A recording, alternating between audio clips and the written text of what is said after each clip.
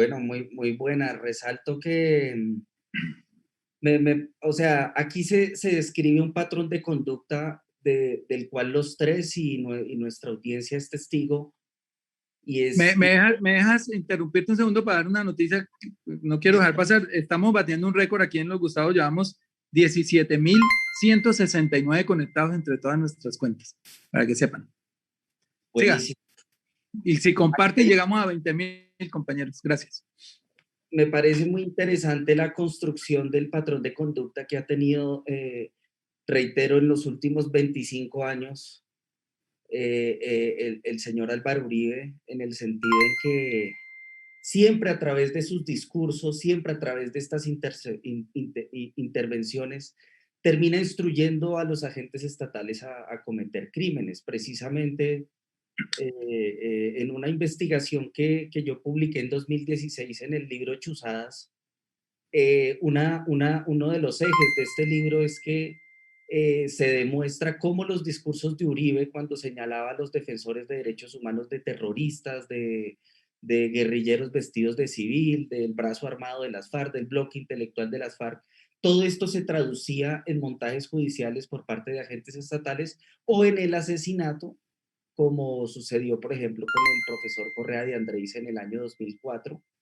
Entonces, digamos que aquí vemos cómo se ha sofisticado esta manera de estigmatizar la protesta, pero cómo la columna termina también, digamos, enviando el mensaje de que se tiene que retirar la reforma, y se retira la reforma, pero en efecto el ejército disparó y pues como en este momento recuerdo un video que difundió Ariel Ávila, en el que se demuestra que los militares estaban disparando en estos hechos tan lamentables de esa cantidad de cifras que reveló Temblores y que usted leyó, senador Bolívar.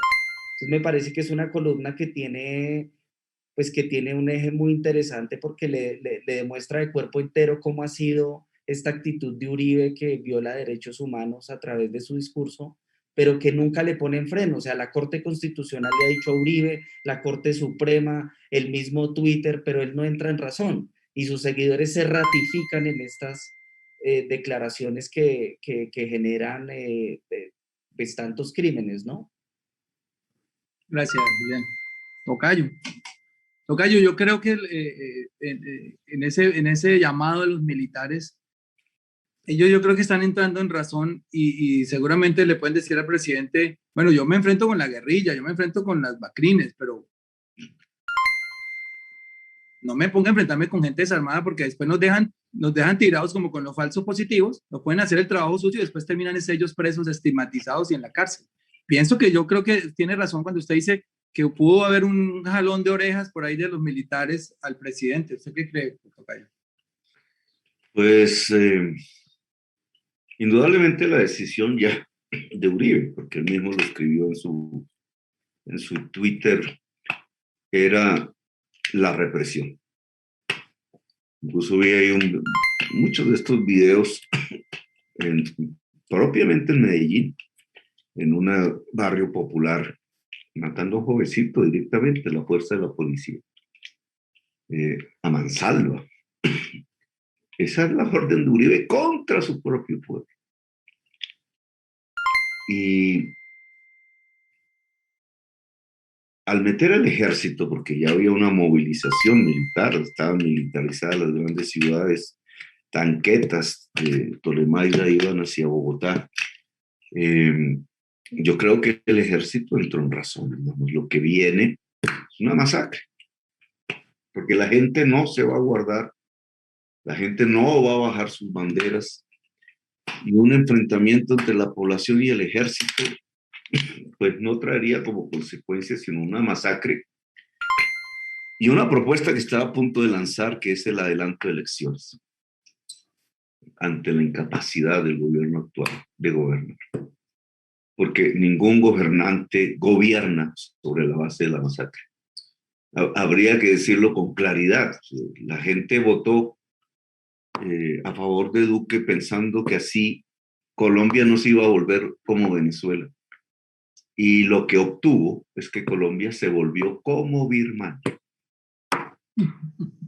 Y en esa medida, creo que sectores del ejército, razonablemente, no quisieron jugar ese papel de verdugos de su propio pueblo. Con lo cual, digamos, toda la historia que ellos mismos tienen en su memoria institucional, como los 6.402 asesinados sistemáticamente para hacerlos presentar como guerrilleros, dados de baja en el gobierno Uribe, aquí iba a quedar en pañales con una represión del pueblo sobre el pueblo desatada por las fuerzas militares. Y Duque entendió el mensaje ya final. Si no hay represión sobre la gente, lo mejor es retirar la reforma tributaria, y lo hizo. Debió haberlo hecho desde el principio, digamos.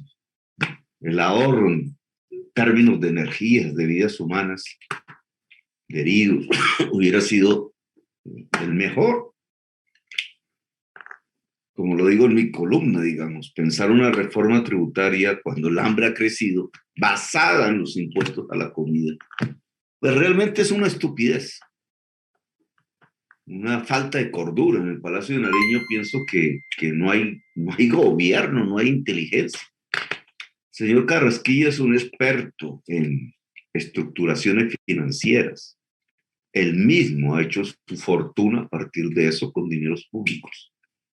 Y esa experticia le mostró que el COVID era una oportunidad. Así como vio en el agua potable una oportunidad para hacer negocios financieros, ahora vio en el COVID una oportunidad para hacer negocios a sus patrocinadores, porque él es un hombre inscrito en, digamos, los círculos del capital financiero. Vio la oportunidad de salvar las utilidades bancarias, no los bancos no tenían mayor problema. Si se hubiera querido salvar los bancos, como se hizo en Europa y en Estados Unidos, simplemente se tomaba una medida de no repartición de dividendos para que se capitalizara con las utilidades los mismos bancos privados. ¿Qué es eso? Que aumenta el patrimonio, que es la propiedad de los propietarios del banco, pero dentro del banco garantizando los ahorros. Esa medida ni siquiera se tomó. Lo que quería no era salvar los bancos, era salvar las utilidades bancarias. Ya hablaremos de eso más adelante, pero una política social inscrita dentro de la idea priorizada de salvar las utilidades bancarias y las utilidades de petroleras, carboneras y grandes empresas, pues llevó al hambre a Colombia. Desfinanció el Estado de dos maneras. Por una parte, recurriendo a la deuda, a los bonos, venta de bonos. Hoy los bonos de Colombia son bonos basura, es decir, no valen nada. En mi columna hablaré de esto. Es decir, endeudarse hoy es carísimo para Colombia. Lo que quería evitar Duque con la reforma tributaria lo adelantó con la reforma tributaria. A tal el tamaño, digamos. Un dato ahí, por ejemplo, el dinero en Estados Unidos está a 0 pesos, a 0%. Y si hoy alguien quisiera prestarle a Colombia, le podría prestar al 3 o al 4%, que eso en tasas internacionales es altísimo, altísimo, altísimo. Por eso, por lo que usted dice, no hay credibilidad en que se le pueda llegar a pagar a esos acreedores de esos bonos, y por eso arriesgan, pero a cambio de un gran interés. Hoy endeudarse para Colombia sería carísimo, porque quienes vayan a prestarle consideran que el gobierno no tiene cómo pagarles. Pero la deuda no era el único mecanismo de financiación. Los Estados Unidos y la Unión Europea mostraron otro, que aquí periodistas y opinadores que llaman expertos, pero es porque los periodistas los ponen, no los periodistas, sino los directores de los medios los ponen como si fueran expertos, entonces dicen que es un pecado, pero lo hace Estados Unidos, lo hace la Unión Europea, emitir transitoriamente. En un momento de crisis, en un momento de recesión económica. La teoría económica toda, hasta la más neoliberal, basada en la teoría cuantitativa del dinero, que Milton Friedman estudió a profundidad, dice que en momentos en que la producción cae, el aumento de masa monetaria, es decir, la emisión, no produce un aumento de precios. Pero no, aquí prácticamente han convertido la ortodoxia neoliberal en una religión y no hacen lo que hacen los neoliberales de Europa, lo que hacen los neoliberales de Estados Unidos, que es emitir. Emitir nos hubiera permitido tener un endeudamiento menor. Y en esa medida el Estado podría tener un balance muchísimo mejor que lo que hay hoy. Pero por otra parte, llega la reforma tributaria del 2019 que el Congreso de la República aprobó, que bajo una teoría que es que si se bajan los impuestos de los grandes capitales, entonces estos tributan más y producen más empleo, que es la famosa teoría de Laffer, que el mismo Laffer dice que es mentiras, por lo menos que es mentiras la servilleta donde escribió la famosa curva de Laffer, delante de dos halcones ultraconservadores de los Estados Unidos que hicieron esa política, la política de gobierno republicano. Reagan, Bush, ahora Trump, reduciendo los impuestos al máximo posible de los más ricos. Eso lo siguió Colombia. Y por eso está desfinanciado el Estado. Y por eso hoy el bono colombiano en el exterior de deuda pública es considerado bono basura. Mire, ni siquiera Venezuela tiene esa calificación. Está al lado de Guatemala, está al lado de Brasil, está al lado de Uzbekistán y otro país. 4 quieren bonos basura. Bonos basura, ¿qué significa? Que si alguien que le entregó a título de deuda un dinero al Estado colombiano y quiere vender el bono, el título que le entregó el Estado colombiano reconociendo esa deuda, no le dan nada, porque consideran que el Estado colombiano no puede pagar. A tal punto es el estado de desastre económico y financiero al que llevó el gobierno Duque Carrasquilla al país. Carrasquilla debería irse, incluso por algún resquicio de honestidad intelectual, si le queda.